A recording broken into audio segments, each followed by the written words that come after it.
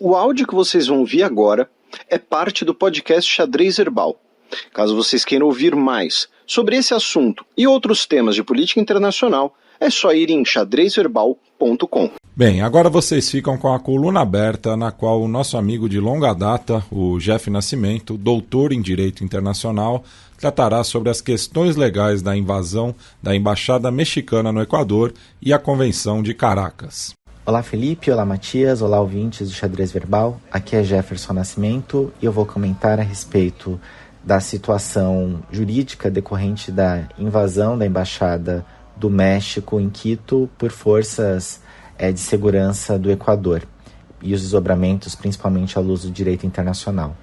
Bom, de início, apenas um breve contexto mais amplo a respeito da situação que envolve o ex-vice-presidente do Equador, o senhor Jorge Glass, contra o qual há duas condenações na Justiça Comum do Equador, uma delas por corrupção relativa ao caso Odebrecht. O senhor Jorge Glass, ele se encontrava preso, no final de 2023, e ele obteve um habeas corpus e foi solto no final de novembro de 2023, e no dia 17 de dezembro de 2023 ele chegou à Embaixada do México em Quito, pedindo proteção à embaixada. Houve uma troca diplomática entre a chancelaria do Equador e a chancelaria do México, por conta dessa situação, e aí cabe destacar alguns momentos importantes dessa troca. Uma delas é em 29 de fevereiro de 2024, no qual a chancelaria do Equador pediu o consentimento da chancelaria mexicana para ingressar na embaixada em Quito, para, apreender o senhor Jorge Glass. No dia 4 de março de 2024, a chancelaria do México negou esse consentimento para ingresso na embaixada, e eu vou falar mais especificamente a respeito desse tema. No dia 4 de abril, a senhora Raquel Merur, que é a embaixadora do México no Equador, foi declarada pelo governo equatoriano persona não grata, e isso tem consequências aqui importantes que eu vou mencionar também.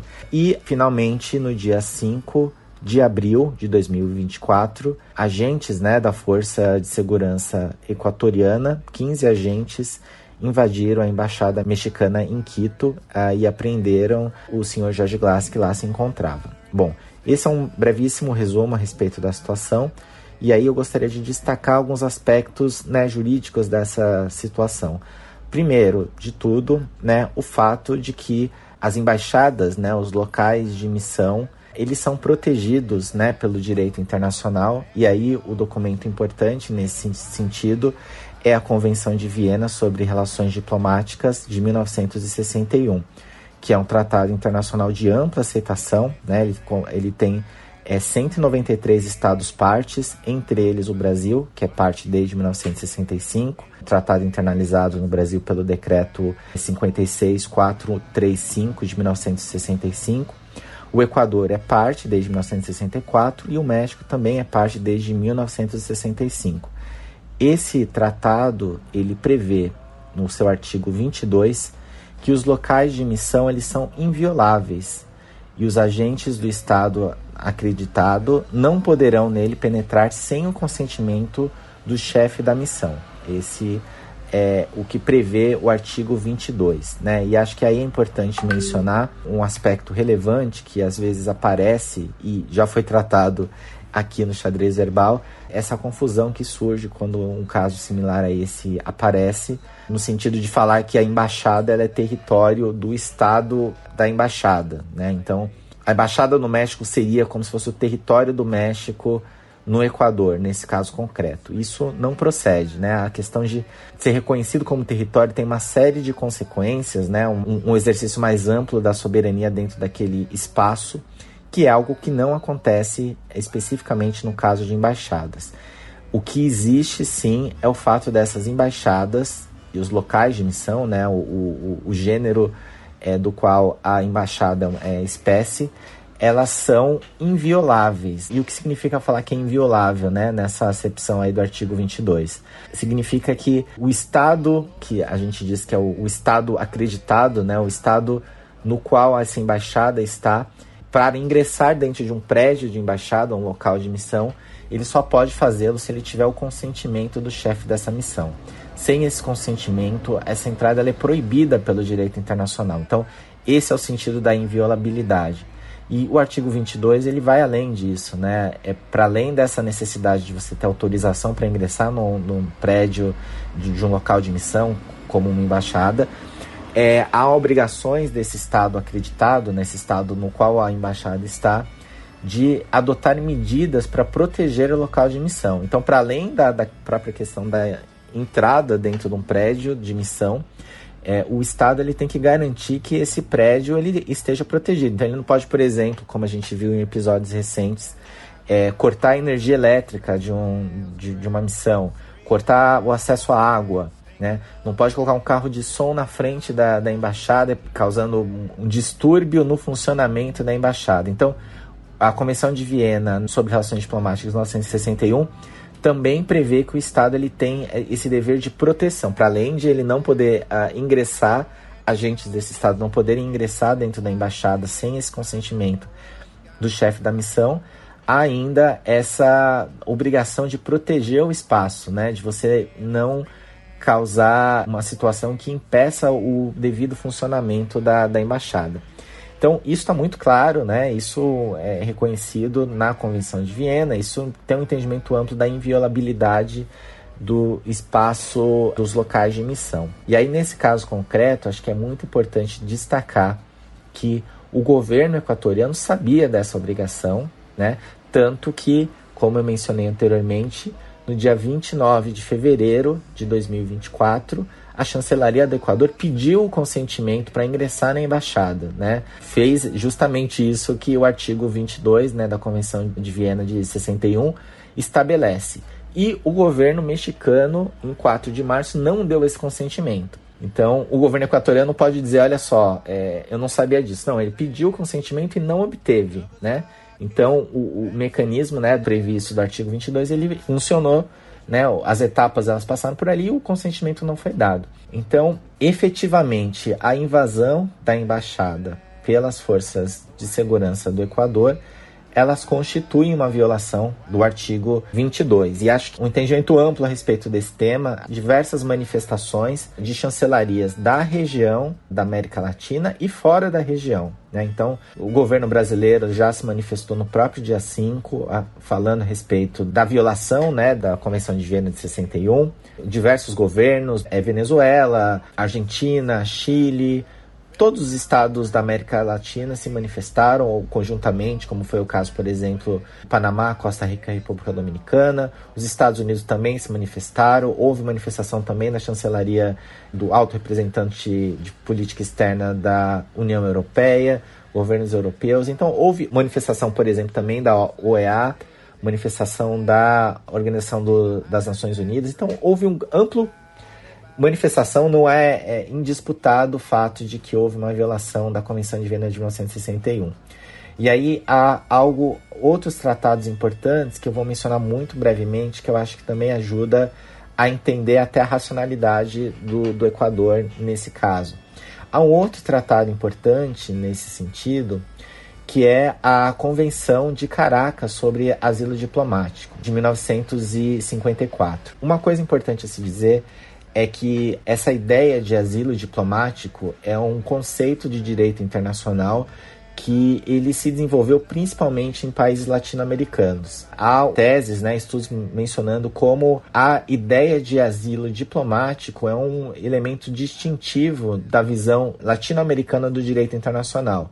E acho que isso é até importante mencionar que o asilo político, no caso do Brasil, o asilo político ele está entre os princípios, né, de relações internacionais previstos na Constituição. Então, a Constituição do Brasil fala sobre o asilo político, no artigo 4º da Constituição Federal de 1988, demonstrando como esse instituto ele é um instituto que o Brasil ele também se associa, como todos os estados, principalmente latino-americanos, e a Convenção de Caracas, né, de 54, conta com 14 estados-partes, entre eles o Brasil, que é Estado-parte desde 1957, e isso foi internalizado pelo Decreto 42626 de 1957. O Equador é parte desde 1955 e o México é parte desde 1957. Então, havia dentro dessa tradição latino-americana, né, do asilo diplomático, esse procedimento ele estava sendo observado. O senhor Jorge Glas ele solicitou asilo diplomático, né, ao governo do México, que concedeu o asilo diplomático, né? Então, além da camada de proteção do local de missão, da embaixada, de acordo com a Convenção de Viena de 1961, havia esse segundo passo que o Estado mexicano havia concedido asilo diplomático de acordo com a Convenção de Caracas de 1954. Então havia 2 procedimentos normativos, 2 camadas de proteção em vigor nesse caso que foi violado pelo Estado equatoriano. Especificamente com relação ao asilo diplomático, a chancelaria equatoriana, logo no dia 5 de abril, depois da invasão à Embaixada do México, se manifestou a respeito do tema, focando na situação do debate a respeito do asilo diplomático, dizendo que reconhecia, né, a Convenção de Caracas, mas que não se aplicaria nesse caso concreto, dizendo que o senhor Jorge Glas ele teria sido condenado por um crime comum. Isso o artigo 3º da Convenção de Caracas estabelece que não será lícito conceder um asilo para pessoas que, no momento da solicitação, se encontrar condenada por tribunais locais, ordinários, competentes por delitos comuns.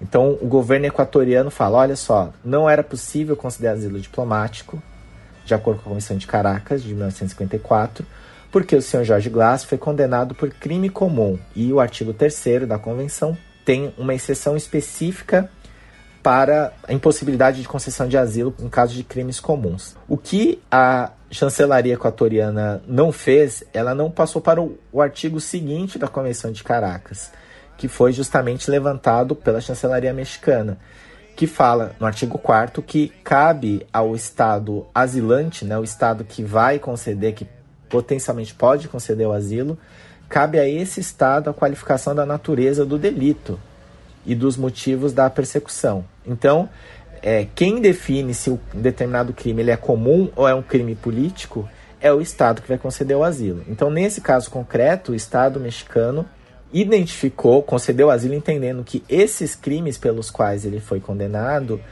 existe um aspecto político na persecução do senhor Jorge Glas. Então, a qualificação do crime, pela Convenção de Caracas, cabe ao Estado que vai conceder o asilo. E o Estado mexicano entendeu que esses delitos, eles não seriam crimes comuns, seriam crimes de natureza política e concedeu esse asilo. Mas, enfim, isso é o debate sobre asilo diplomático que vai além, né? E tem um debate anterior da violação do espaço da embaixada. Colocada essa situação, qual o desdobramento desse fato? Acho que é algo importante, algo recente. O Estado mexicano imediatamente se manifestou, protestou por conta da invasão da embaixada e manifestou que ele iria acionar a Corte Internacional de Justiça para lidar com essa situação, esse litígio com o Equador.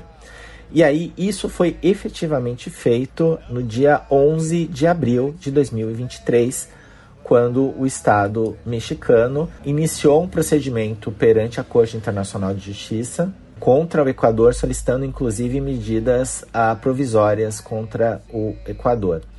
E aí, apenas para descrever esse procedimento que foi protocolado dia 11 de abril, o Estado mexicano acionou a Corte Internacional de Justiça. Primeiro, né, qual é a base da jurisdição para acionar a Corte Internacional de Justiça? Nesse caso específico, o México mencionou o Pacto de Bogotá, de 1948, que é o Tratado Americano de Soluções Pacíficas. Na época da sua elaboração, todos os estados da OEA assinaram e 14 estados ratificaram esse tratado, então ele tem 14 estados partes. É o caso do Brasil, que é parte desde 1948, e o México e o Equador. Então, esse tratado estabelece prevalência de uma solução pacífica de litígios entre estados americanos e estabelece no seu artigo 31 que qualquer disputa e litígio que haja entre estados americanos é um reconhecimento automático da jurisdição da Corte Internacional de Justiça para lidar com conflitos entre estados americanos. E aí entende um pouco essa interpretação automática da jurisdição da CIJ pelo artigo 36, né, inciso 2º do Estatuto da Corte. Então, nesse caso, o México se utilizou dessa previsão do Pacto de Bogotá, né, do estabelecimento da competência da Corte Internacional de Justiça para lidar com litígios entre Estados americanos e evocou esse dispositivo, alegando violação aqui especificamente da Convenção de Viena sobre Relações Diplomáticas de 1961, como mencionei anteriormente. Então, esse caso ele está na jurisdição da Corte Internacional de Justiça, ele vai ser tratado pela Corte Internacional de Justiça com esse pedido, né, de medidas provisórias, entre elas essas medidas provisórias, que o governo do Equador adote medidas apropriadas e imediatamente garanta a proteção integral nos prédios diplomáticos, né, e das garantias diplomáticas, né, inclusive a proteção a arquivos, né, e documentos da Embaixada do México no Equador. Acho que é uma coisa muito importante mencionar que durante a invasão, como eu mencionei antes, né, a embaixadora do México no Equador, ela tinha sido declarada persona não grata, que é um instrumento que os estados acreditados possuem.